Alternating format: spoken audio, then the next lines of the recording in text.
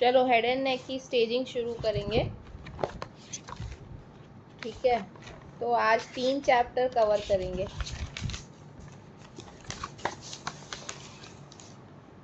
तो HPV related head and neck cancers से शुरू होता है AJCC।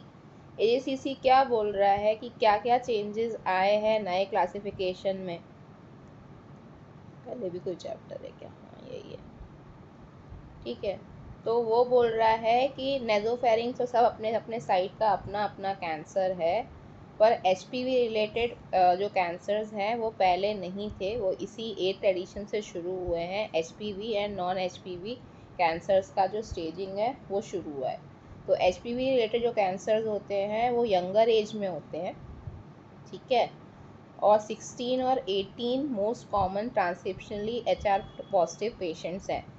और IHC में P16 ओवर एक्सप्रेशन जो रहता है वो सरोगेट मार्कर है for HPV mediated carcinogenesis and independent positive प्रोग्नोस्टिकेटर।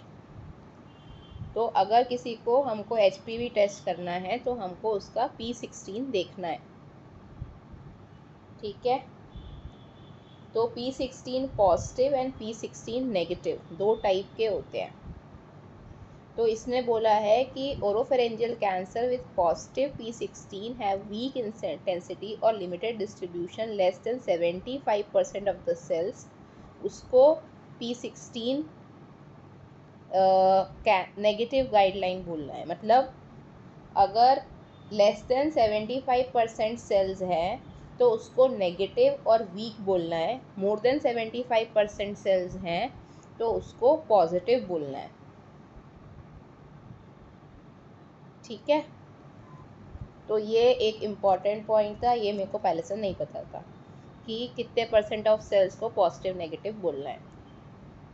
इसके बाद P16 पॉजिटिव में कोई TIS नहीं होता, कोई T4B नहीं होता। तो P16 classification there is no TIS category and no T4B category and P16 negative oropharynx like non HPV associated, इसमें सब कैटेगरी होता है। इसके बाद HPV पॉजिटिव कैंसर में N3 कैटेगरी जो रहता है वो स्टेज 1 जैसा बिहेव करता है।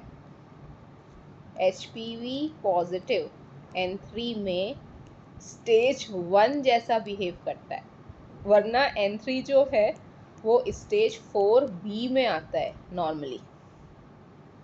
ठीक है, और PN2 जो रहता है वो स्टेज 2 जैसा बिहेव करता है, पर ऐसा क्यों बिहेव करता है वो किसी को पता नहीं है। ठीक है, तो ये भी एक इम्पॉर्टेंट पॉइंट है। फिर N3 स्टेज 1 जैसा और N2 स्टेज 2 जैसा। हाँ, Okay. तो ये बहुत पैराडॉक्स है और इसका अभी तक इनको पॉइंट पता नहीं चला है कि क्या पॉइंट है। फिर इन्होंने एक नए स्टेजिंग में DOI ऐड किया है।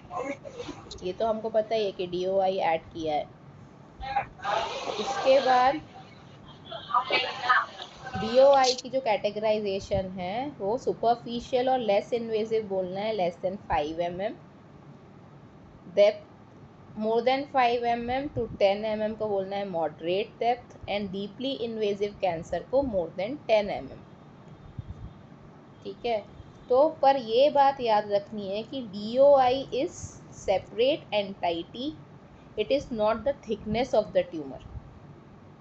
ठीक है, अब ये कैसे सेपरेट एंटाइटी है मैं आगे बताऊंगी स्लाइड में, पर DOI और थिकनेस सेम चीज़ नहीं होती।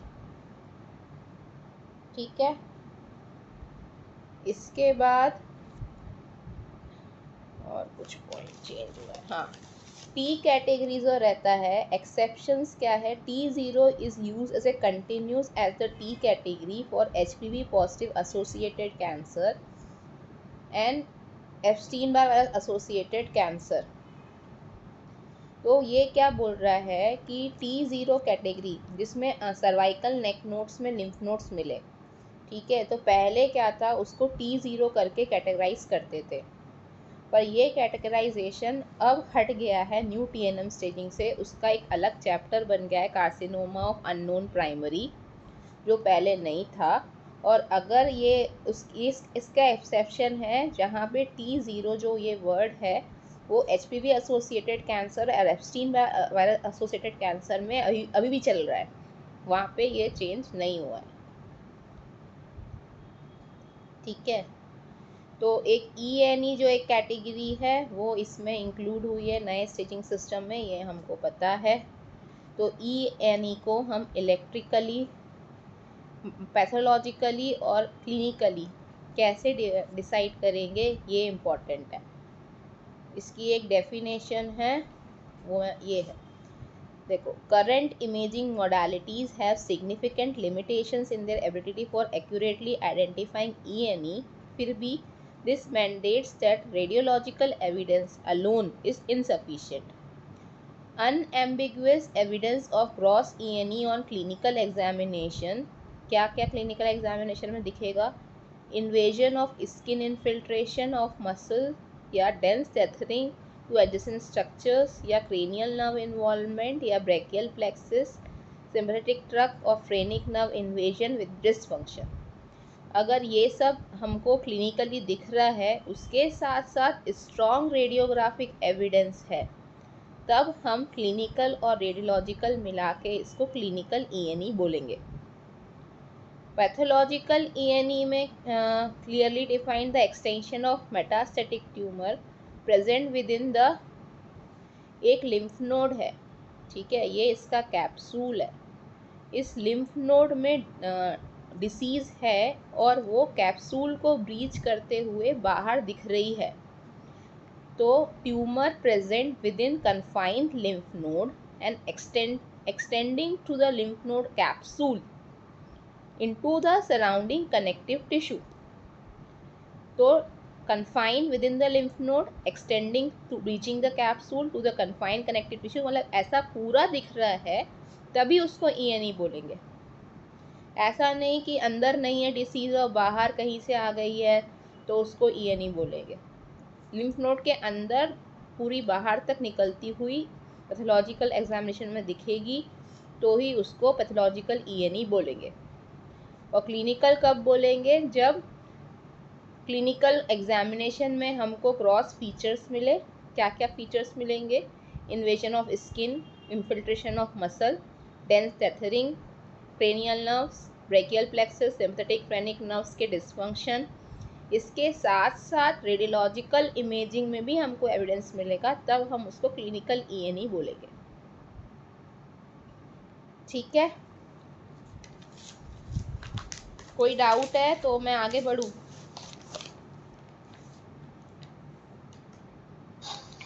ओके ठीक है। अब इम्पॉर्टेंट बात ये है कि हमने अभी तक इतनी सारी TNM स्टेजिंग पढ़ी है, पर इसमें ना ECOG status, comorbidity, ECOG status, performance status, nutrition status और डिप्रेशन लेवल, ये स्पेशली मेंशन किया है। वो बाकी किसी भी स्टेजिंग में मेंशन नहीं किया था ऐसे। ठीक है, तो अगर हेड एंड नेक का आप कैंसर ले रहे हो, वैसे तो अपन को हर क्लिनिकल एग्जामिनेशन में हम बताएंगे ECOG स्टेटस और उसको डायबिटीज़ है कि नहीं, पर AJCC स्टेजिंग में, इसकी स्टेजिंग में ये अलग से ये 4 point nutrition, depression, performance status और कोमोर्बिडिटी मेंशन्ड है। ये अफेक्ट करते हैं, ये सबको पता है, पर प्रॉब्लम इज़ कि इसको AJCC में कैसे एक्सप्रेस करें, उसका इनको अभी तक वो नहीं हुआ। तो अभी उन्होंने AJCC में इंक्लूड नहीं किया है, पर इसको लेना बहुत ज़रूरी है in head and neck cancer, ऐसा उन्होंने बोला है। और इसके साथ साथ एक और चीज़, जो ये स्मोकिंग, ठीक है, स्मोकिंग से हिस्ट्री भी बहुत इम्पॉर्टेंट है इन द, वो तो हम पूछेंगे ही, पर ये एक ही इतनी स्टेजिंग है जहाँ पे इसने ये बताया है कि ये वाली चीज़ें पूछना बहुत ज़रूरी है। इसके बाद रीजनल लिम्फ नोड्स होते हैं। वो क्या क्या लिम्फ नोड्स होते हैं? सब ऑक्सीपिटल, ये सब लेवल्स जो हैं इन लेवल्स के अलावा ये एक्स्ट्रा लिम्फ नोड्स हैं, suboccipital, retropharyngeal, parapharyngeal, buccinator, preauricular and parotid and intraparotid. तो ये लिम्फ नोड्स जो हैं वो इस स्टेजिंग में, ये जो 1 2 3 5 MND है, इसमें ये लिम्फ नोड्स मेंशन नहीं है और इनकी डेफिनेशन मेंशन नहीं है, पर ये आते रीजनल नोड्स में ही हैं। तो एक ये बात भी इम्पॉर्टेंट है। कौन कौन से ऐसे लिम्फ नोड्स है जो सब ग्रुप में जो हम लेवल 1 to 7 पढ़ते हैं उसमें नहीं है? That is suboccipital, retropharyngeal, parapharyngeal, buccinator, preauricular and periparotid and intraparotid. ठीक है, अब आ जाओ एनाटॉमिकल लैंडमार्क्स। ये सबको पता है, फिर भी एक बार मैं बता रही हूँ क्योंकि मुझे एक दो चीज़ें